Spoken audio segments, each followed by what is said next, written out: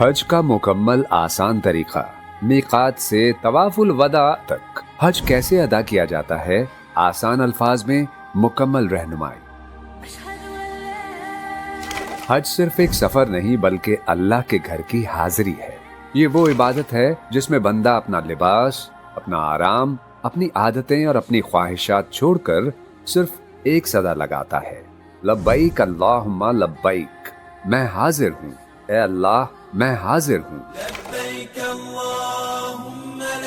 लेकिन हज पर जाने से पहले चंद बातें जानना बहुत जरूरी है, क्योंकि हज के कुछ आमाल ऐसे हैं जिनके बगैर हज मुकम्मल नहीं होता। सबसे पहले समझते हैं कि मीकात क्या है। मीकात वो खास हद है जहाँ से हाजी या उम्रा करने वाला एहराम की नियत करता है और तलबिया शुरू करता है। पाकिस्तान, हिंदुस्तान, बांग्लादेश, अफगानिस्तान, यमन और चीन की तरफ से आने वालों का मीकात मकाम सादिया है, जो मक्का मुकर्रमा से तकरीबन 92 किलोमीटर के फासले पर है। आजकल अक्सर लोग जहाज से हज या उम्रा के लिए जाते हैं, इसलिए बेहतर यह है कि एयरपोर्ट से ही एहराम का लिबास पहन लिया जाए। लेकिन हज या उम्रा की नियत और तलबिया मीकात के करीब पहुंचकर शुरू किया जाए। जहाज में उमूमन मीकात आने का ऐलान कर दिया जाता है। ये बात खास तौर पर याद रखें, जद्दा पहुंचकर एहराम बांधना दुरुस्त तरीका नहीं, क्योंकि जद्दा मीकात के बाद आता है। एहराम क्या है? एहराम सिर्फ 2 चादरों का नाम नहीं, बल्कि ये एक इबादत में दाखिल होने का नाम है। जिस तरह तकबीर तहरीमा के बाद इंसान नमाज में दाखिल हो जाता है, इसी तरह एहराम की नियत के बाद इंसान हज या उम्रा में दाखिल हो जाता है और उस पर कुछ पाबंदियां लाजिम हो जाती हैं। एहराम के अहकाम और पाबंदी। एहराम से पहले गुस्ल करना मुस्तहब और पसंदीदा अमल है। मर्दों के लिए एहराम 2 साफ चादरों पर मुश्तमिल होता है। एक चादर तहबंद के तौर पर बांधी जाती है और दूसरी ऊपर ओढ़ी जाती है। मर्द एहराम की हालत में सर और चेहरा खुला रखते हैं और ऐसा जूता पहन सकते हैं जिसमें टखने खुले रहें। मर्द एहराम की हालत में सिला हुआ लिबास, टोपी, पगड़ी, जुराबें या मोजे नहीं पहन सकते। खुशबू लगाना, बाल या नाखून काटना, शिकार करना, निकाह करना या करवाना, निकाह का पैगाम देना और बीवी से अज़दवाजी ताल्लुक कायम करना मना है। औरतों के लिए भी यही पाबंदियां हैं, मगर औरतों के लिए कोई खास एहराम मुकर्रर नहीं। वो अपने आम शरई लिबास में एहराम की नियत कर सकती हैं। अलबत्ता एहराम की हालत में दस्ताने और चेहरे के मुताबिक सिला हुआ नकाब पहनना मना है। ये भी याद रखें कि एहराम का लिबास नया होना जरूरी नहीं। साफ सुथरा पुराना एहराम भी पहना जा सकता है। लेकिन एहराम में कुछ काम जायज भी हैं।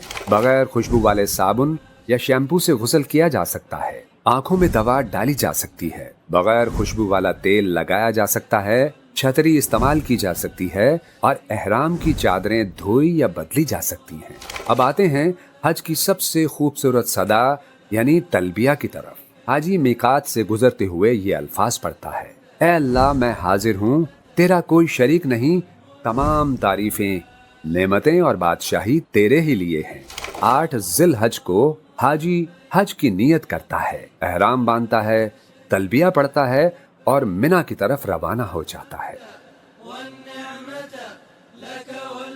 मिना में हाजी जोहर, असर, मगरिब, इशा और फजर की नमाजें अदा करता है। जोहर, असर और इशा की नमाजें कसर पढ़ी जाती हैं। फिर आता है हज का सबसे अहम दिन यानी 9 ज़ुल हज, यौम अरफा। ये वो दिन है जिसमें हाजी मैदान अराफात में वकूफ करते हैं। अरफात में वकूफ हज का बुनियादी रुकन है। अगर कोई शख्स अरफात में वकूफ ना करे तो उसका हज नहीं होता। ये दिन दुआ, तौबा, इस्तग़फ़ार और अल्लाह से मांगने का दिन है। मैदान अरफात में जोहर और असर की नमाजें जमा और कसर करके अदा की जाती हैं। सूरज गुरूब होने के बाद हाजी मगरिब की नमाज पढ़े बगैर अरफात से मुज़दलिफ़ा रवाना होता है। मुज़दलिफ़ा पहुंचकर मगरिब और इशा की नमाजें इकट्ठी अदा की जाती हैं। हाजी मुज़दलिफ़ा में रात गुजारता है, फजर की नमाज अदा करता है, दुआ करता है और सूरज तुलू होने से पहले मिना की तरफ रवाना हो जाता है। फिर आता है 10 ज़ुल हज, यौमुन नहर। इस दिन 4 अहम काम किए जाते हैं। पहला काम रमी यानी जमरातुल अक़बा को 7 कंकरियां मारना। दूसरा कुर्बानी करना। तीसरा बाल मुंडवाना या कटवाना। चौथा तवाफ़े ज़ियारत करना। जमरातुल अक़बा को 7 कंकरियां एक एक करके मारी जाती हैं और हर कंकरी के साथ अल्लाह अकबर कहा जाता है। याद रखें, 7 कंकरियां एक साथ फेंकना दुरुस्त तरीका नहीं। अगर कोई 7 कंकरियां एक साथ फेंक दे तो वो सिर्फ एक शुमार होगी। रमी के बाद कुर्बानी की जाती है। हज्जुल तमत्तो और हज क़िरान करने वालों पर कुर्बानी वाजिब है। कुर्बानी के बाद मर्द बाल मुंडवाते या कटवाते हैं और बाल मुंडवाना अफजल है। इसके बाद एहराम की अक्सर पाबंदियां खत्म हो जाती हैं, मगर बीवी से ताल्लुक तवाफ़ ज़ियारत के बाद ही जायज़ होता है। तवाफ़ ज़ियारत हज का अहम रुकन है। हज तमत्तो करने वाले तवाफ़ ज़ियारत के बाद सई भी करते हैं, फिर वापस मिना आ जाते हैं। अयामे तशरीक 11, 12 और 13 ज़ुल्हज को अयामे तशरीक कहा जाता है। इन दिनों में हाजी मिना में क़याम करते हैं और रोजाना के ज़वाल के बाद तीनों जमरात को कंकरियां मारते हैं। पहले जमरा उला, फिर जमरा वुस्ता और आखिर में जमरा अक़बा को रमी की जाती है। अगर कोई शख्स 12 ज़ुल्हज को वापस जाना चाहे तो शरीयत ने उसकी इजाजत दी है, बशर्ते कि वो गुरूब आफताब से पहले मिना से निकल जाए।